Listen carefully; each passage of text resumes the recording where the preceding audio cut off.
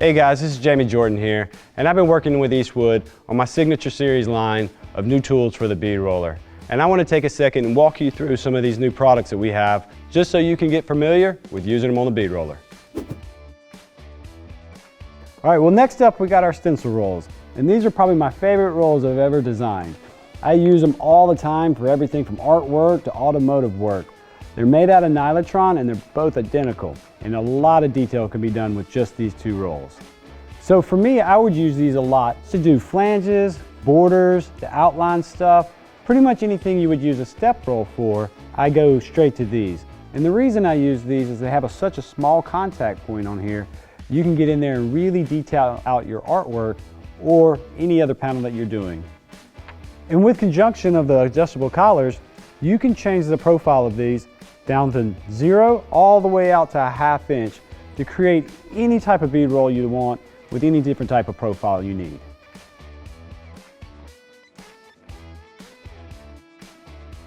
So this panel is a perfect example of what you can use these stencil rolls for. So if you remember earlier, we used our tipping die on top and a solid roll on the bottom, and we outlined this flame. So now with these small rolls and these small contact points, we're able to get into these tight little areas. So we're going to go ahead now and step roll all of this up using these stencil rolls and see what happens.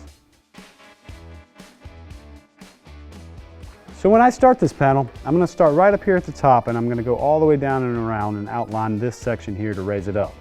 And in doing so, I'm going to line up my die right up here at the top. And when I start, I'm going to start to feel the pressure, and you can see it right there as it starts to hit. So I'm going to hold my hand on the outside to kind of level it up, and I'm going to add, let's say, a full round all the way down. So all the way to there. And as I go, I just add a little pressure so I don't have a stop and start point at the beginning. And then I'm just going to follow the outline all the way around, slowly step rolling up the inside part of the flame lid.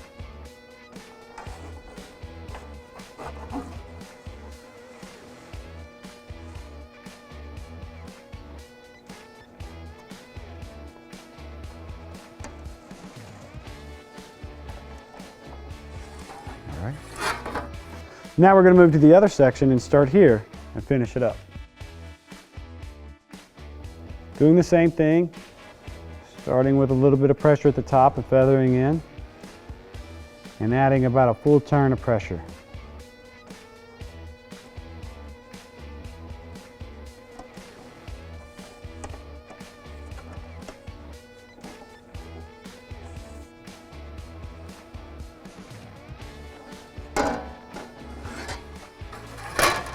So in this last run, we're going to start down here on the bottom and finish up at the top.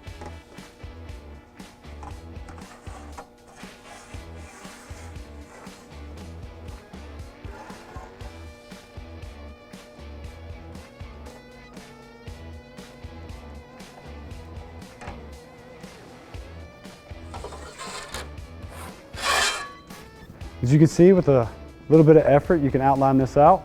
And now the next step is what we'll do is we'll open up the collars a little bit, get a little bit more gap, and start to kill in all this dead space that's in here, right here with the flat part. So before we move on, let's take a second and look at this right here. Like all the rolls we talked about earlier, when setting up your stencil rolls, it's very important to make sure that you're paying attention to how the orientation is and what the bead profile is going to look like. The way we have it set up here is how I prefer, where the lower die is pushed out a little bit farther. That keeps everything to the outside coming up and everything to the inside of your panel coming down.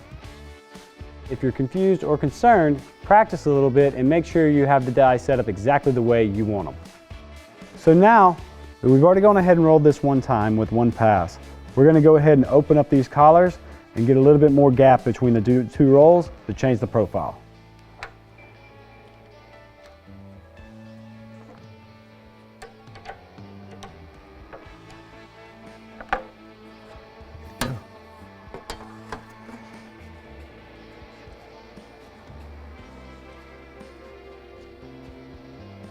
Same line again, it's just moving more volume because we've changed the profile edge.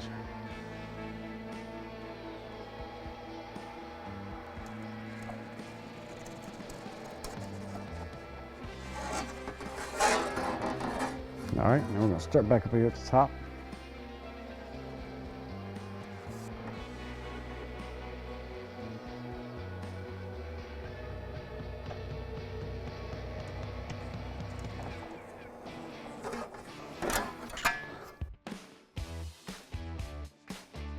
Well, all right guys, so you can go ahead and see now how much more it's stepped up. This is after our second pass. One with the collar kind of sucked in pretty tight, about 1/8 of an inch gap. And now we've got it opened up to about a 3/8 of an inch gap. And you can see how much more volume it allowed the metal to move just by adjusting these collars and following the line. These stencil rolls are great for doing detail work like this or just about any other big project you got.